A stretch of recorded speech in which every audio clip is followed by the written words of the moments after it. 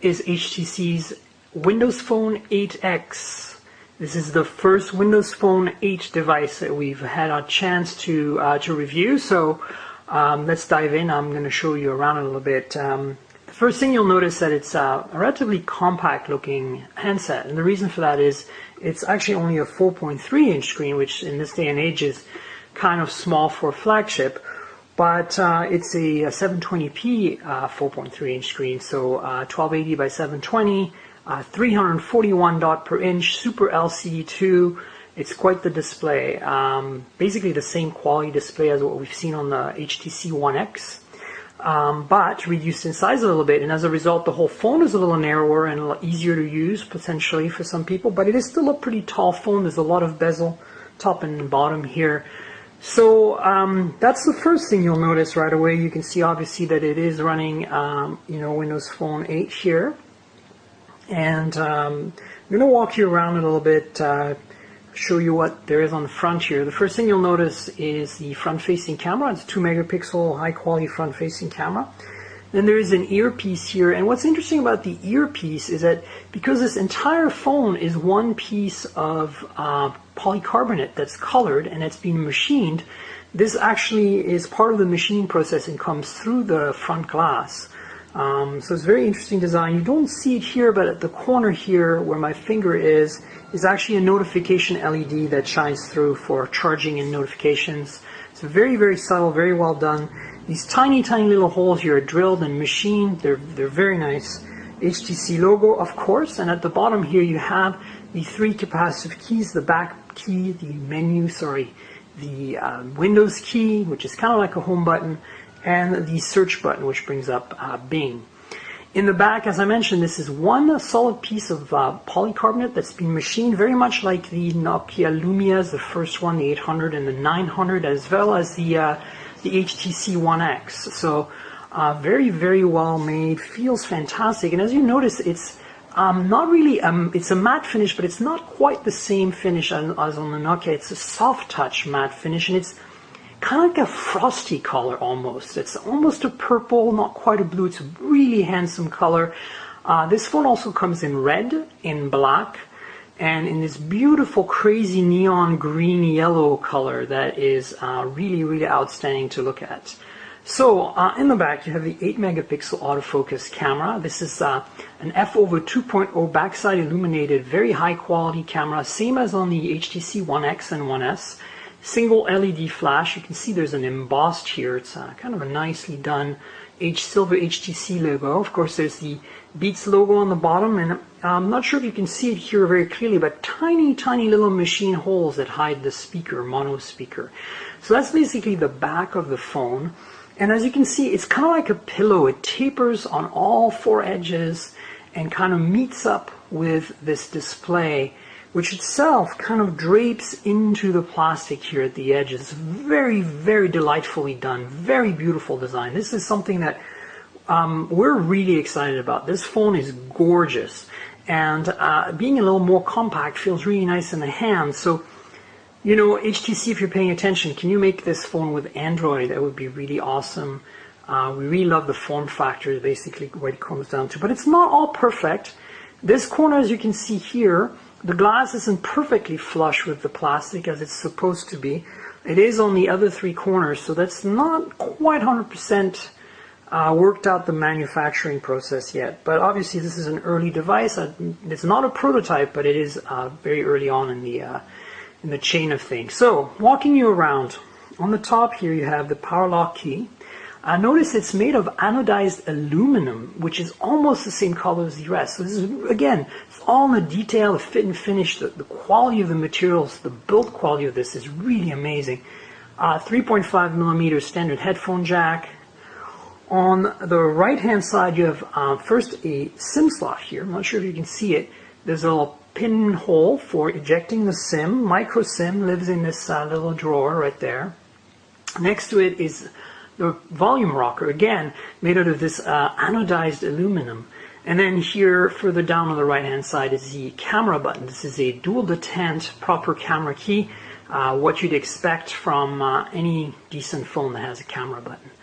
And then on the bottom here, you can see there is a micro USB. This does not do MHL, and a primary microphone. I'm not sure if I pointed out the secondary microphone here on top next to the headphone jack, but of course noise reduction, etc. Notice that on the left-hand side, there's absolutely nothing on this edge. So that's basically what you're getting in terms of industrial design, look and feel, and the general gist of this device. Now, being a Windows Phone 8 phone, this is powered by a dual-core Snapdragon S4 from Qualcomm. This is a 1.5 gigahertz, so it's basically the same chip you'll find in some of the flagship Android phones, like the Motorola Razr HD, or say the HTC One X US edition, or the Galaxy S3 US edition, in fact. 1 gig of RAM, and as you notice, since it's completely unibody, there is no way to remove the battery cover. So there's a sealed battery in here. It's 1800 milliamp hour. There's no micro SD storage.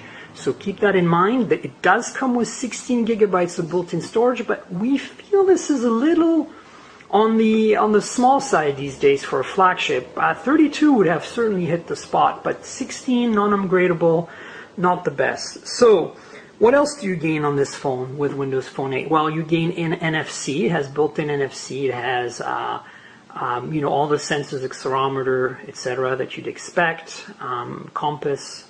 So, in a nutshell, that's what the hardware looks like, and that's what you're getting. Really quite amazing design. Love to see this as an Android phone.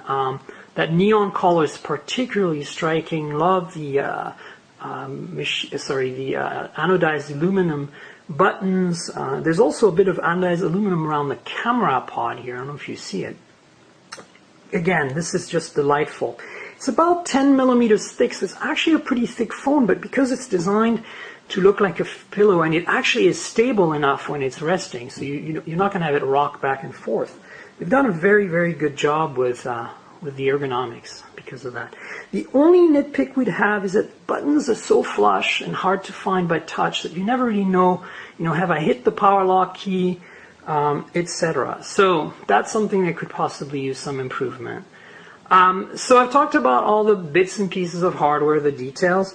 Let me give you a bit of a comparison with some other existing Windows Phone 7 devices, and maybe some, some other devices from HTC. So first up, we have the Lumia 800, and so this is the, from a year ago, Lumia 800 in pink, in beautiful magenta, and you can see the color there, very, very nice. So this is a matte finish as well, but it's not a soft touch finish. It's more of a kind of solid feeling to the touch, where this is kind of very soft. In thickness, they are, just going to lock the screens here, they are very similar. Again, this is a 1 centimeter thick phone. So it's not the thinnest, but it feels fantastic in the hand because of its shape. Another thing I wanted to mention, and I'm bringing it up here because the Lumia 800 is obviously an HSPA Plus device. This is also, finding the power key. See, this is what I'm saying. It's hard to tell if you've touched the power key. This is an HSPA Plus model. This is the global version of the 8X. So no LTE on this particular model, but there will be a LTE version for the US for AT&T as well. So perhaps other parts of the world will get that as well. There is going to be a version of this for T-Mobile with dual carrier 42 megabits per second HSPA Plus as well. Another phone I wanted to show you, obviously another Nokia, which is very popular, or was very popular as a Windows Phone device, if Windows Phone devices can be popular, is the Lumia 900, and there it is. As you can see, this is how you can tell that despite the 4.3-inch screen, which is not a very big screen, this is a big handset. It's almost as big as the, maybe a little bigger than Lumia 900. Flipping them over, this is what they look like. And we all know the Lumia 900 is a pretty big and thick phone. You'll notice this as soon as I lock the screen here and show you the thickness comparison. This is the even thicker phone. Not by much, but it just looks and feels thicker and heavier as well. So now, another phone I wanted to show you in comparison is the HTC Titan 2, because obviously it's the last phone that HTC made that is a Windows Phone device, and this is Windows Phone 7 again, obviously. And then you can see that it's actually much more compact. The Titan 2 is a very gigantic phone for its time. It's kind of from the last generation in design language from HTC. But here they are side by side, and flipping them over, you can see the gradient on the HTC, the giant 16 megapixel camera. But you know, to be frank, this 16 megapixel camera isn't particularly better than the 8 on the 8X. This is a really amazingly good camera for you know, for its size. It's like the 1X. I mean, we're very, very happy about the camera. So in thickness, again, you know, there's no contest here. We've improved significantly since the last time HTC gave us a Windows Phone device here. I don't have a radar to show you, sadly, but the next logical comparison, I think, will be the HTC 1X, which I have upside down. So that gives you an idea of, you know, the Global 1X here compared to the Windows Phone 8X from HTC. These are the two flagships. There is a 1X Plus now, but these are the two flagships essentially from the company. Android versus Windows Phone 8. You can see that despite the 4.7 inch and 4.3 inch screens, they are the same height. So there's more bezel on the Windows Phone 8X than on the 1X. And flipping them over, you can see a very similar camera and camera pod, but it's much more recessed. It's very well done here. And then thickness comparison, the inevitable thickness comparison. The 1X is a thinner phone. It doesn't look like it is, but it actually is something like 8 point something millimeters versus almost 10 millimeters for, well, 10.1 millimeters for the 8X. So the other thing I want to quickly show you was the display quality. Both are Super LCD2, both have the same resolution, 720p. This is 4.3 inches, this is 4.7. And I'm just going to put this in the icon so you have kind of a better point of reference. Maybe swipe this over so you get a lot of black. You can see the blacks are very similar. Again, these are both Super LCD2. But when I start inclining them a bit, you'll notice that the viewing angles on the 1X are still better. And this is very odd because it's the same display technology. So we're not quite sure why. I mean, it's close, but both have the display laminated to the glass so that there's a very thin, if any, air gap or gap between them, or no gap in this case. So, you know, there's some slight differences here, but really you're getting a pretty awesome display. So in terms of software, really, you know, a lot of stuff has changed, obviously, but overall it pretty much feels the same as Windows Phone 7. You have the same kind of design with the tiles. Performance and battery life have remained unchanged pretty much, despite the dual-core processor and the, of course, you benefit from a better display. So definitely still super snappy, as you'd expect. Windows Phone has always been pretty snappy. That's not what I wanted to do, but I just wanted to scroll up and down and show you here.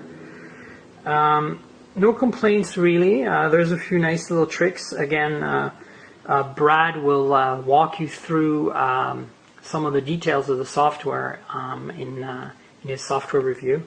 But you can read size tiles now, so you can make it smaller, or you can make it double wide, or you can go back to like a regular square.